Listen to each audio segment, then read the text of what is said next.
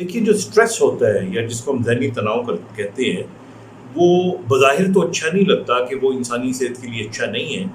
लेकिन अगर हम बायोलॉजिकली देखें या न्यूरोलॉजिकली देखें, तो जो ज़हनी तनाव होता है, ये एक तरह से इंसानी दिमाग की जो कैपेसिटी है, कैपेबिलिटी है, उसको शार्प करता है।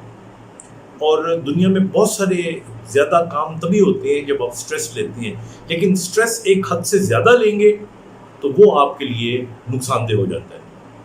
अब मैं आपको बताऊं कि जो हमारा दिमाग है, इसका एक हार्डवेयर है जिसको हम ब्रेन कहते हैं, और एक इसका सॉफ्टवेयर है जिसको हम माइंड कहते हैं। जो हमें एंग्जाइटी, टेंशन्स होती हैं, ये बेसिकली हमारे सॉफ्टवेयर में होती हैं। और जब कोई परेशानी आती है तो फिर दिमाग के अंदर एक कियोस पैदा होता है। कियोस का मतलब है कि एक अफरा तफरी का माहौल पैदा हो जाता है।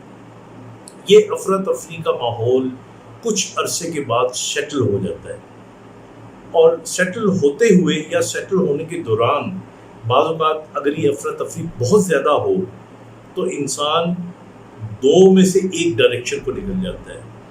या तो वो एक नए तरीके से इस तूफ़ान का मुकाबला करते हुए अपने आप को सेटल कर लेता है, और या फिर वो इस अबतरी का शिकार हो जाता है।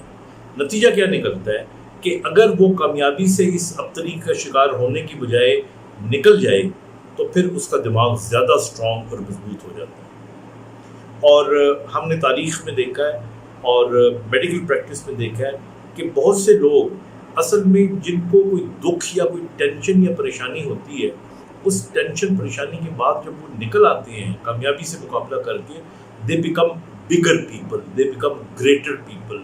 वो ज़्यादा बहादुर, ज़्यादा करामत बन जाते हैं। बाज़ औक़ात ये अननोइंगली भी बहुत सी तब्दीलियाँ आपके ब्रेन के अंदर ले आता है। मिसाल के तौर पे एक खातून थी, उसको बहुत मोहब्बत थी अपने मियाँ के साथ, और उसका मियाँ जो था वो एक पियानो बजाने वाला आर्टिस्ट था।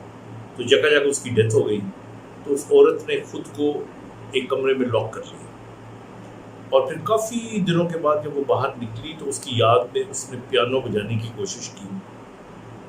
तो उसको हालांकि पहले पियानो बजाना बिल्कुल नहीं आया करता था, लेकिन उसके हाथ खुद ब खुद इस तरह चलना शुरू हो गए कि नई नई धुनें बनना शुरू हो गई, और करते करते वो एक बहुत अच्छी पियानो की आर्टिस्ट बन गई। तो ये जो तब्दीली आई थी, ये ब्रेन में रीऑर्गेनाइजेशन हुई थी। इसी तरह बहुत से लोग ऐसे होते हैं कि जिनको मिसाल के तौर पे हमारे यहाँ आपको कुछ ऐसे आर्टिस्ट मिलेंगे, आपको कुछ ऐसे खिलाड़ी मिलेंगे जिनको कोई तकलीफ़ हुई, कोई परेशानी हुई, और एक ख़ास माइंड सेट के बाद फिर उनकी ज़िंदगी बिल्कुल बदल गई। चाहे वो जुनैद जमशेद हो, चाहे वो कोई क्रिकेटर हो।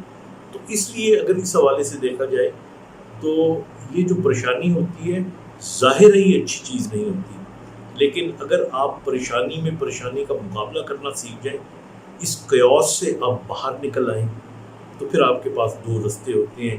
एक जो बड़ी मंजिल की तरफ लेके जा रहा होता है, और दूसरा जिसमें बह के आप बिल्कुल बेकार हो जाते हैं। तो इसलिए मेरी दरख्वास्त ये है कि अल्लाह ताला सबको अपने अमन व अमान में रखे, बट अगर कोई परेशानी आती है उसका मुकाबला करें।